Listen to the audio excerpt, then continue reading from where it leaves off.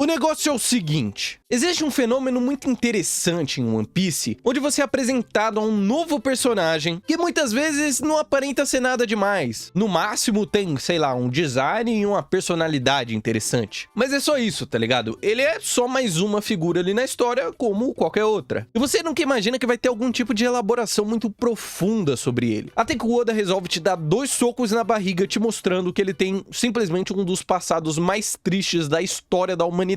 E o que não falta é exemplo disso. Quando era jovem, Foxy foi um boxeador profissional que competiu em torneios. No entanto, sua licença de boxe foi revogada 15 anos atrás, depois que ele tentou levar uma arma para o ringue,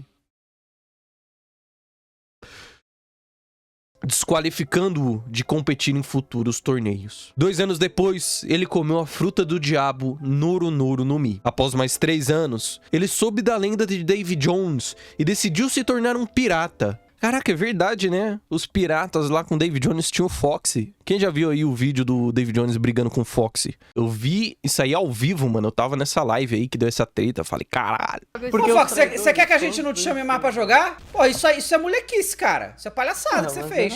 Eu ia ficar Óbvio que, cara. assim, Caraca, isso é palhaçada que você fez, cara. Isso é palhaçada que você fez. Você tá ciente que isso é babaquice que tu fez? Enfim, ele soube da lenda de Davy Jones e decidiu se tornar um pirata, usando Davy Backfight para reunir uma tripulação. Ele partiu então para se tornar um recordista na competição, acumulando mais de 920 vitórias seguidas, como é dito no arco de Long Ring Long Land, o arco mais injustiçado de One Piece. Cara, que história linda, cara, meu Deus.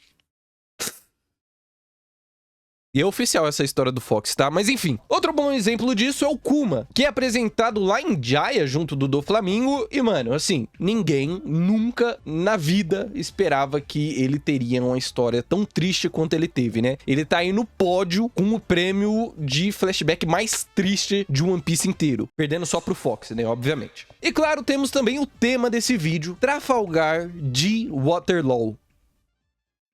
Nome longo da porra. A primeira vez que o vemos é lá em Sabaody, quando conhecemos os Supernovas. E de início você poderia achar ele legal por conta do design e do jeitão dele, já que logo cedo ele lança um dedo do meio. Isso no mangá, né? A Toei foi pro lado 4Kids dessa cena. Mas enfim, eu acho que era impossível você imaginar o tipo de história que o Law receberia eventualmente. No pós-time skip, ele é o primeiro Supernova a se aliar aos Chapéus de Palha, né? E durante essa aliança, quando eles acabam passando ali por Dressrosa, a gente acaba descobrindo que não apenas ele já fez parte da tripulação do Doflamingo, mas que também ele quer vingança dele. E aí então nós entramos finalmente no seu flashback, que eu acredito ter feito muita gente se apaixonar de vez pelo personagem. O passado do Law é muito interessante porque ele conta uma história muito trágica, mas que também é bonita, de certa forma. Dessa criança que passou pelo inferno, mas que foi salva e ganhou uma nova oportunidade, graças a alguém com um bom coração.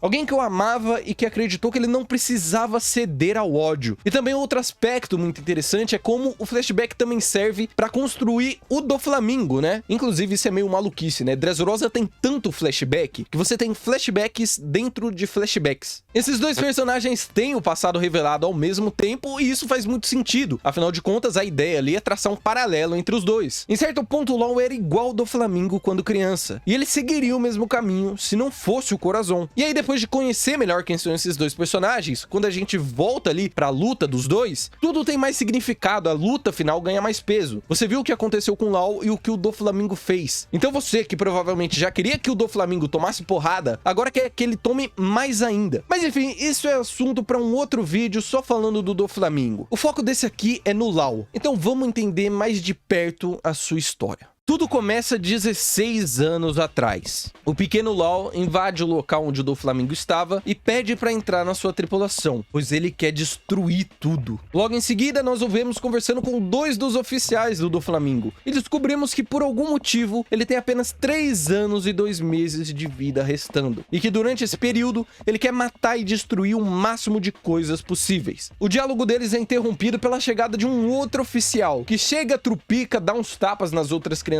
que riram dele, se queima com um chá quente e lança o Law pra longe. Temos então a introdução dele, Don Quixote Rocinante, mais conhecido como Corazon, o irmão mais novo do Doflamingo. que de início parece meio de mal com a vida, quieto, mal-humorado. Depois dessa recepção calorosa, nós conhecemos um pouco melhor a doença que o LoL carrega e o que aconteceu antes dele chegar ali. Ele tem o que chamam de doença do chumbo branco, e é um sobrevivente de Flivens, um reino que a gente vai conhecer melhor já já. Ele diz que conseguiu fugir do seu país natal escondido num monte de corpos. E mais importante, ele diz que não acredita em mais nada. Palavras que irão fazer muito sentido em breve. Mas logo aqui já dá pra você ter uma ideia de que o bichinho passou por algo muito ruim. Nós cortamos então pra ver a família Don Quixote roubando a cidade que estavam. Enquanto isso, a Baby Five pergunta o que seria a Cidade Branca da onde o LoL veio. Então é contada a trágica história do seu país. E eu preciso dizer que é simplesmente muito foda como os personagens vão explicando as coisas enquanto estão roubando a cidade. Flivens foi uma vez um país rico e lindo, com decorações brancas como a neve em tudo. Era quase como um reino de conto de fadas. A origem dessa coloração era um metal chamado chumbo branco, que eles usavam para decorar absolutamente tudo. Talheres, roupas, cosméticos e até armas. Eventualmente o mundo inteiro se interessou nesses itens e até mesmo o governo mundial começou a comprar. O chumbo branco era uma fonte infinita de dinheiro, mas eventualmente esse reino próspero ruiu. Quando a indústria do chumbo branco começou, os responsáveis por sua exploração e o governo mundial que o supervisionava descobriram que quando o metal era manuseado, ele se tornava algo tóxico que aos poucos consumia o corpo humano. Mas eles não ligaram para isso. O dinheiro que vinha da sua exploração era mais importante. Então o governo mundial e a realeza do país manteve essa informação em segredo e deixou o povo extraindo o chumbo branco sem saber dos seus perigos. E a parte mais assustadora disso tudo é como a toxina afetava as pessoas com o tempo. Funcionava mais ou menos assim. Suponhamos que uma pessoa absorva muita toxina do minério. Ela mesma não sofreria muitos efeitos colaterais de imediato. Mas quando ela tivesse um filho, essa criança teria a vida encurtada. E esses filhos iriam crescer e ter seus próprios filhos, que teriam uma expectativa ainda menor do que os seus pais, até chegar na geração do LoL, que morreriam ainda criança. Eventualmente todas as gerações começaram a sentir esse efeito mais ou menos ao mesmo tempo. O cabelo e a pele ficaram brancos, e sem uma forma de tratamento, os médicos não conseguiram fazer nada. Esses são os efeitos do envenenamento por chumbo branco. Essa explicação ela é muito interessante porque você, inicialmente, imagina que a doença que o LoL tinha era algo mais comum, né? Sei lá, algo que ele acabou contraindo de alguma forma. Mas ela funciona quase como uma maldição, tá ligado? Ela passa de pai para filho, tudo por conta da ganância daqueles que lucravam com esse minério. E não bastasse isso, a verdadeira tragédia ainda estaria por vir. A Cidade Branca eventualmente foi isolada pelos países vizinhos com medo da doença. O governo mundial ajudou a realeza escapar, mas o povo ficou no país. É óbvio que isso aconteceu, né? Quem diria que o governo mundial ajudaria os mais ricos, né? Caramba, que surpresa. As pessoas que tentavam fugir do país eram tratadas como monstros e mortas na hora. Flivens resolveu tentar responder à mesma altura. Afinal de contas, eles ainda tinham armamentos e uma guerra começou. Os países vizinhos agora tinham uma boa justificativa para atacar e assim o fizeram sem piedade. Então vemos o pequeno LoL em meio a esse caos. Uma freira o chama para sair do país junto de outras crianças. Segundo ela, os soldados disseram que as deixariam ir embora. LoL diz que não pode, pois sua irmã está sofrendo. E a freira diz: não há necessidade para desespero, LoL. Sempre haverá uma mão misericordiosa para nos salvar. No portão do hospital onde LoL e sua família estavam, pessoas imploravam pela ajuda de seu pai, que era médico. No quarto da sua irmã, enquanto ela sofria de dor, ele tentava a deixar otimista. Até que de repente sons de tiro ecoam na casa. 2 infectados encontrados e exterminados. Seu pai e sua mãe estavam no chão, eliminados como se fosse uma peste a ser exterminada. A freira e as outras crianças que teoricamente seriam libertadas também já se encontravam todos sem vida. E o hospital onde sua irmã estava ardia em chamas. No fim, o reino de Flivens foi transformado em cinzas por mãos humanas. O Oda realmente olhou pro LoL e pensou: eu vou dar pra esse personagem aí a história mais fodida que eu já escrevi até então. E obviamente isso é uma hipérbole, né? Todo mundo sabe que a história realmente mais triste de One Piece, até a do Kuma, é a da Robin. Eu não vou entrar em detalhes agora, mas todo mundo sabe que a Robin sofreu muito mais. Enfim, continuando. Calma lá, eu vou ter que fazer uma pausa aqui no meio do vídeo pra falar pra vocês de uma novidade, que não é tão nova. Vocês sabiam que aqui no canal tem uma área de membros com vídeos 100% exclusivos? Por apenas R$ 4,99 por mês, você me apoia e tem acesso a esses conteúdos. Lá tem vlogs mostrando meu dia a dia e bastidores dos vídeos aqui que eu faço pro canal. Tem também vídeos de conversas mais pessoais, onde eu falo mais sobre a minha vida e alguma reflexão que eu tive. Tem uma espécie de podcast lá que é o Diário de One Piece, onde depois de eu terminar de ler algum arco do mangá, eu vou lá e gravo, né, as minhas opiniões sobre ele em mais detalhes. E como eu disse, esses conteúdos estão disponíveis apenas por R$ 4,99 por mês. Então se você curte aqui o canal, quer me apoiar e ter acesso a eles, considere se tornar membros, tá bom? Mas enfim, era isso que eu queria falar e vamos voltar pro vídeo, né? E eu vou voltar a cuidar do meu Pikachu aqui. Tamo junto!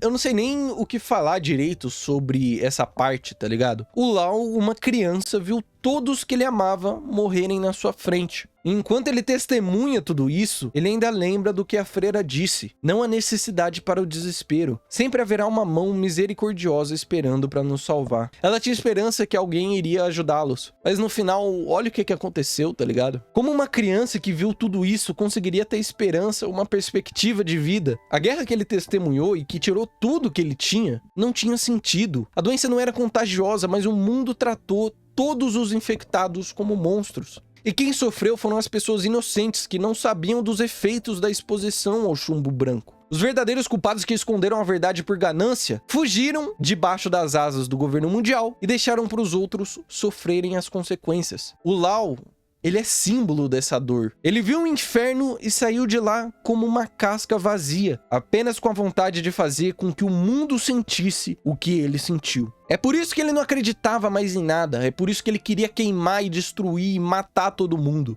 E assim, não dá nem pra culpar ele, né? Olha o que ele passou, tá ligado? Como que uma criança que passou por tudo aquilo vai ter algum tipo de esperança, né? E semelhante a ele, nós temos a história do Doflamingo, que, como eu disse, o Oda usa pra fazer um paralelo, né? Eu não vou me aprofundar muito nela, porque, como eu também disse, eu pretendo fazer um vídeo, eventualmente, só falando do Doflamingo. Mas ele e o LoL passaram por coisas bem parecidas. Os dois viram um inferno quando eram apenas crianças, e sofreram por algo que eles não tinham culpa. Porém, o que faz com que eles sigam caminhos opostos é, primeiro, o fato de que o Doflamingo já era meio arrombado de nascença, e o próprio Corazon fala disso quando conversa com o Lau. Ele questiona como alguém que teve pais tão amorosos se tornou uma pessoa tão má, e o Doflamingo era ruim assim, mesmo antes de passar pelo que ele passou lá, né, com os pais dele. E o segundo fator é que o Doflamingo, ele foi incentivado a ser ruim. Os seus oficiais o alçaram como um rei, como alguém superior a todo o resto. Eles viram o potencial que ele tinha pro mal e o fizeram acreditar que ele podia fazer o que quisesse. A raiva que ele sentia foi recompensada. Ele foi incentivado a odiar. E em contrapartida, o Lau, que parte quase do mesmo ponto, odiando e querendo botar fogo em tudo, acaba mudando e deixando de lado essa raiva, porque uma unidade de pessoa o amou e fez de tudo para que ele tivesse uma nova vida. Mas antes dessa história ficar bonita, o Lau ainda tentaria o matar. Então voltamos para ele ali, né, como um iniciante na tripulação do Doflamingo. O Lau, com raiva do que o Coração fez com ele quando eles se conheceram, o apunhala pelas costas. Porém, ele é visto pelo Búfalo, que ameaça contar ao Doff essa traição. O Lau tenta fugir, mas é pego e levado de volta. O Búfalo acabou ficando quieto porque o Lau subornou ele com um sorvete. Mas ainda, o Corazon podia ter denunciado ele. Porém, por algum motivo, o Corazon não delata ele pela tentativa de assassinato.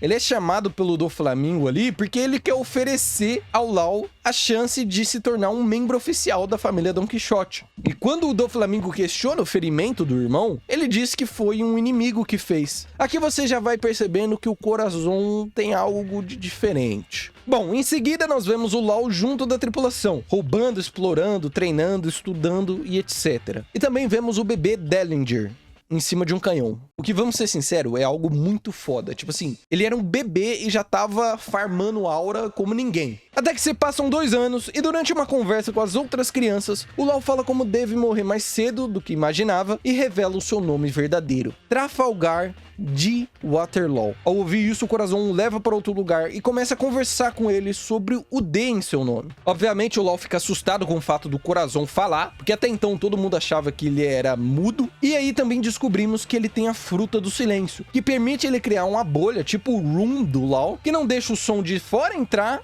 e nem o som de dentro sair. Nessa conversa também, o Corazon acaba revelando suas verdadeiras intenções dentro do bando do Doflamingo. Ele diz que seu único objetivo é tentar impedir as atrocidades do irmão. E, em um momento, ele cita um antigo oficial que tinha o título de Corazon antes dele e que está em uma missão secreta chamado de Vergo, que vai ser importante mais pra frente. Mas é revelado logo depois que a missão dele é se infiltrar na marinha. Enfim, outro ponto importante, mas que eu não vou me adentrar muito em detalhes, é como o Corazon fala sobre os D, como eles são inimigos dos deuses e possivelmente destinados a causar uma grande mudança no mundo. O Law meio que ignora tudo isso e ameaça X-novar o Corazon pro Doflamingo. Mas chegando no barco, tudo parece normal. O Law não delatou porque ele devia uma pro Corazon por ele não ter o denunciado pela facada nas costas anos atrás. E então, quando a tripulação tá indo embora ali da cidade, eles percebem que os dois não estão a bordo. E acabam descobrindo que o Corazon saiu com o Law pra ir atrás de uma cura pra sua doença. Agora, vocês lembram que o Dellinger há pouco tempo tava em cima de um canhão, né? O que, né, todo mundo concorda ser algo muito foda. Mas agora,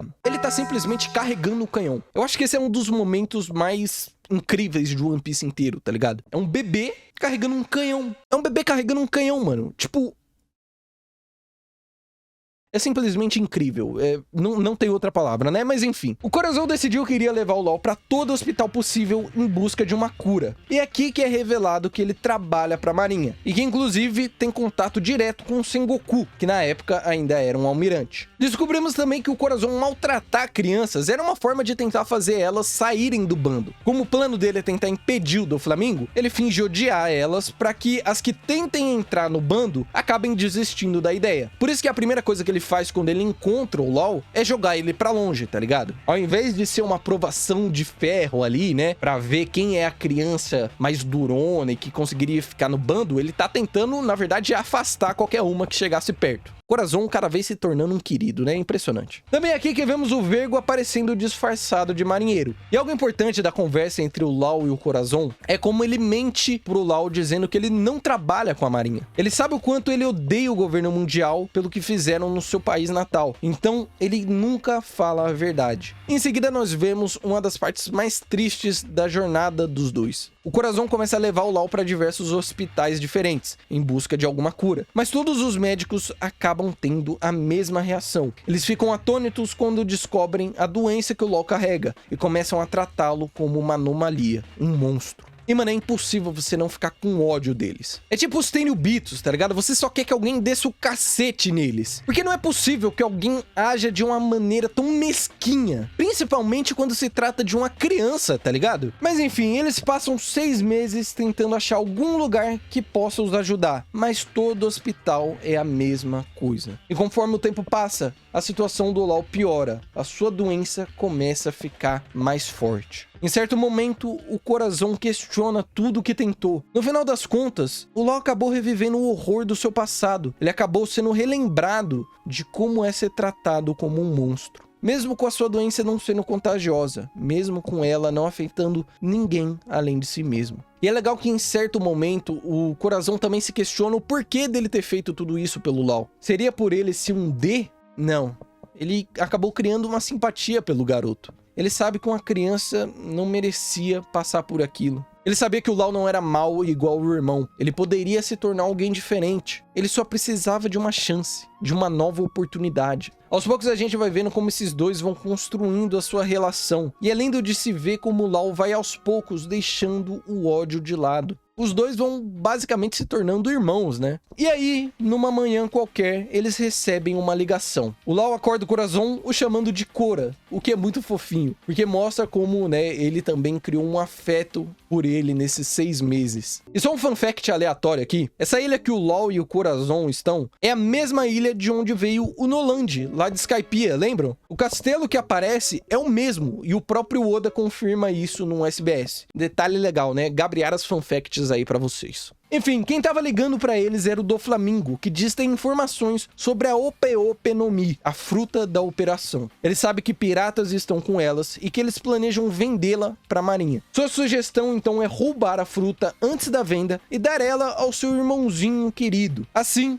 ele poderia finalmente curar o Law. A esse ponto da história, o Doflamingo já suspeitava que o Corazon era um traidor, já que nos 6 meses que ele ficou com o Law, curiosamente a marinha parou de persegui-los. Mas ele ainda não tinha 100% de certeza. De qualquer jeito, essa ideia dele dar a fruta da operação por irmão era, né, com o objetivo final de fazer com que ele performasse a cirurgia da eternidade, né, e fizesse o Doflamingo uma pessoa imortal. Voltando para a dupla dinâmica, o Corazon fica animado com a informação sobre a Ope-Ope no Mi e sugere roubá-la antes do seu irmão, pro Law comê-la e conseguir se curar. Então, ele avisa o Sengoku dos planos do Doflamingo para a marinha conseguir se preparar e ir atrás dos piratas, e parte junto do Law, que de repente começou a piorar muito, para a ilha onde a negociação seria feita. Durante o caminho, o Law fala sobre a raiva do governo mundial, pelo que eles fizeram no seu país natal em prol de dinheiro, e lança uma fala muito importante. O governo matou a minha família e o resto de Flivens. Se você for um deles, se você for da marinha, seja honesto. O Corazon responde mais uma vez dizendo que ele não é, e o Law sorri aliviado. Essa parte é importante porque o Law a esse ponto já sabia que o Corazon era assim da marinha. E também, tipo, só sendo muito burro pra ouvir toda a conversa que ele teve com o Sengoku e não ligar os pontos, né, que ele trabalhava com a marinha. Ele já sabia da verdade, mas não importava mais. O Corazon era como seu irmão mais velho. Independente dele ser da marinha ou não, ele o amava. Chegando na ilha onde os piratas estavam, o Corazon deixa o Law em um lugar mais remoto e vai tentar roubar a fruta. Nesse momento nós temos uma pequena montagem do Corazon mostrando ao Law seus poderes, e é muito bonitinho ver como esse personagem realmente é. Porque no começo, quando ele tá lá com o Doflamingo, ele tem toda uma postura mais séria, né? Mas aqui, quando ele tá com o Law, ele é mais descontraído, até porque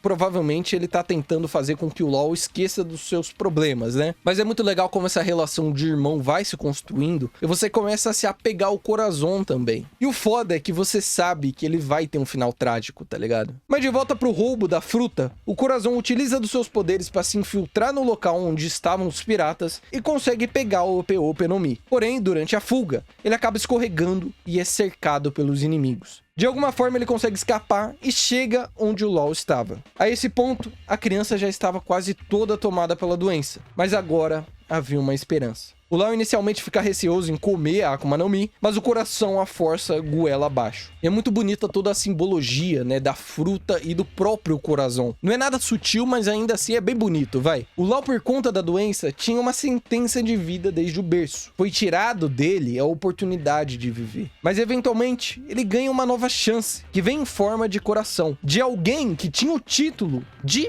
Corazon, e que inclusive o amava. Ou seja, o coração dele queria parar por conta da sua doença, é salvo por alguém que era chamado de Corazon, que o amava com todo o seu coração, e por isso roubou uma fruta em forma de coração para salvar a vida dele, e assim manter o seu coração pulsando. Lindo, né? Eu sei. Quando o Law termina de comer a fruta, de repente o Corazon cai no chão. Ele não tinha escapado daqueles piratas ileso. Ele estava todo furado de tiro. Ele disse que não irá morrer só por conta desses ferimentos. O que é completa maluquice se você parar pra pensar, né? Porque o bicho parece uma peneira de tanto tiro que ele tomou, né? Mas enfim, é One Piece, dano não faz sentido. O Corazon então pede pro Law entregar pra marinha uma mensagem que salvaria um reino chamado Dressrosa. O Law obedece e vai atrás de algum marinheiro. Eventualmente ele encontra um, mas esse que ele acaba encontrando é justamente o único que ele não podia. É óbvio que ele dá de cara com um dos oficiais do Doflamingo infiltrado na marinha, o Vergo. O Law, não sabendo quem ele é, entrega a mensagem e pede ajuda dele para salvar o seu guardião. O Vergo, também sem saber quem é o Law, atende o pedido e vai com o moleque até onde o Corazon estava. E aí, obviamente, que dá merda, né? O Vergo, percebendo o que estava acontecendo ali, destrói a mensagem que era para salvar a Dressrosa e dá um cacete no Corazon, que surpreendentemente não morre, mais uma vez. É realmente impressionante o quão resistente um personagem de One Piece pode ser. E ainda ele vai tomar mais porrada, tá? Mas até então ele foi feito de peneira maneira pelos piratas, agora foi feito de saco de pancada, mas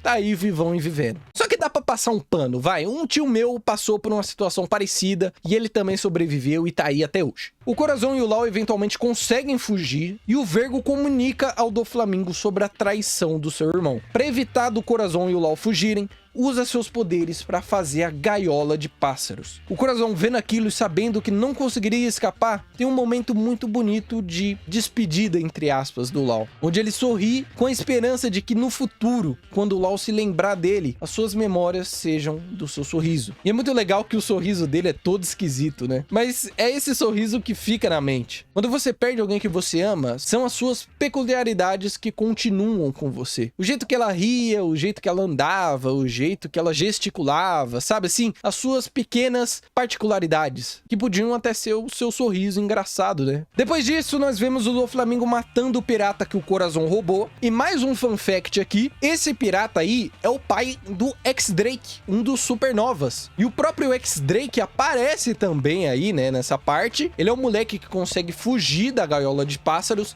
e fica nos cuidados da marinha. Vai tomando mais um Gabriaras Fun Facts. Mas voltando, de repente o Corazon é encontrado pela família Don Quixote e vemos que o Law está escondido dentro de um baú. Os piratas do Doflamingo dão mais um cacete no Corazon e aí já são o quê? Uma saraivada de bala, um espanco pelo Vergo e agora mais uma porrada do resto da tripulação. O bicho apanhou, hein? Mas pra igualar com o meu outro tio, ele ainda teria que tomar mais um monte de tiro. Bom, o Doflamingo aparece e os dois começam a conversar. E é interessante que o Corazon, inicialmente, parece estar falando com o Doff, mas na verdade, a conversa dele é com o Law. Ele finalmente se revela como um marinheiro e pede perdão por mentir. Ele diz que fez isso porque não queria que ele o odiasse. E o Law diz que já sabia disso há muito tempo. O Doflamingo pergunta onde foi parar a criança que comeu a Ope no Mi, e o Corazon mente, dizendo que ele já estava com a marinha. O Búfalo diz que é verdade, pois ele ouviu uma chamada da marinha há pouco tempo, que disse que eles estavam com um garoto nos seus cuidados. Mas mesmo assim, o Doflamingo manda procurarem na ilha para ter certeza disso. E o Corazon, surpreso pela coincidência que salvaria a vida do Law, diz: vez após vez, Deus te envia uma salvação. Frase que remete imediatamente o que a freira falou lá no país do Law, né? A mão misericordiosa realmente apareceu e o salvou. A discussão entre o Doflamingo e o Corazon fica mais intensa e ele aponta a arma pro seu irmão. O Law dentro do baú fica desesperado, pois o Corazon, quando tinham colocado lá, disse que ficaria tudo bem. E num breve flashback, nós vemos como o Law foi parar ali. O Corazon sorrateiramente o colocou no baú, o deixou totalmente silencioso com seu poder e se despediu com um simples "eu te amo", enquanto sorria.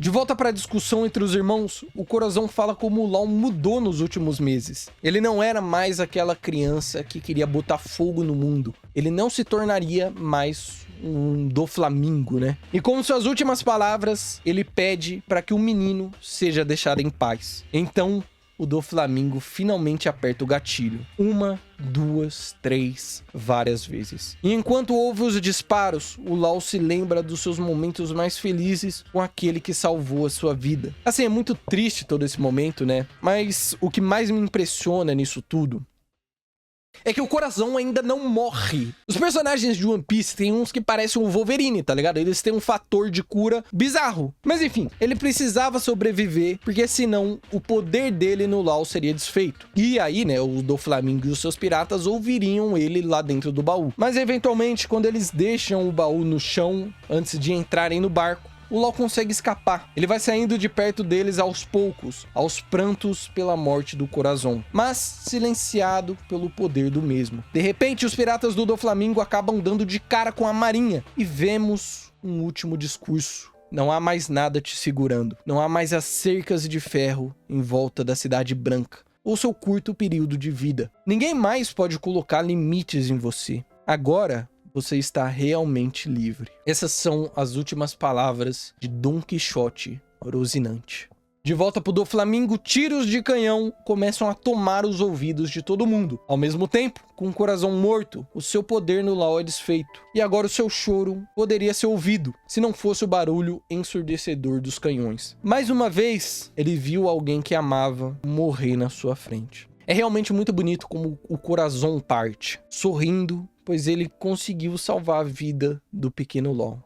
Mas não acaba aí. Mesmo depois de tudo isso, ainda há um questionamento. O Corazon fez tudo isso por conta do D no nome do Lau? Afinal de contas, ele só tomou uma atitude realmente quando ele ouviu o nome inteiro do garoto. E o Lau faz essa pergunta pro Sengoku no final de Dressrosa. Ele diz: eu vivi pra conseguir acabar com o Doflamingo por ele, mas eu não sei se esse era o tipo de D que o Corazon esperava que eu me tornasse. Você sabe alguma coisa sobre isso? Sobre o D? E o Sengoku responde: não posso dizer, mas com certeza o Rosinante não sabia de nada. O que significa que ele certamente não te salvou por conta do seu nome. Não tente achar motivos para o amor que você recebeu. No fim das contas, o Corazon o amou. E é isso que importa. Ele fez o que ele achava correto. Pegou esse garoto que estava à beira do abismo e o deu uma nova oportunidade, uma chance de viver. Não é necessário um grande motivo, uma grande razão para alguém te amar. Às vezes a gente fica muito preso tentando achar uma justificativa, mas, pô, por que alguém gosta tanto de mim? Por que alguém gostaria tanto de mim, né? E não importa, tá ligado? O importante é que as pessoas te amam. Mas enfim, essa é a história de Don Quixote Rocinante e Trafalgar de Waterloo. Um dos flashbacks mais tristes de One Piece. E que eu devo ser sincero, a primeira vez que eu vi no anime, eu não fiquei tão impressionado. Assim, eu achei bonito, achei, né, emocionante e tal, mas não me pegou muito, assim, sabe? Eu não fiquei muito, nossa, caramba. Mas eu sei que pra muita gente é um momento que as pessoas derramam lágrimas e ficam emocionadas e tal. Então, quando eu reli ele, né, eu relembrei o quão bom ele era e quis fazer esse vídeo. Mas enfim, o que vocês acham de todo esse flashback do personagem do Lau, do Rosinante, do Doflamingo? Deixem suas opiniões nos comentários. Não se esqueçam de deixar o like, que ajuda bastante aqui no canal. Se inscrevam e, se você quer acesso a conteúdos 100% exclusivos, se tornem membros, apenas R$ 4,99 por mês. E você tem acesso a vlogs, podcasts, conversas e vários outros conteúdinhos bem bacanas, tá bom? No mais é isso. Obrigado por terem assistido. Bebam água porque é importante e tamo junto.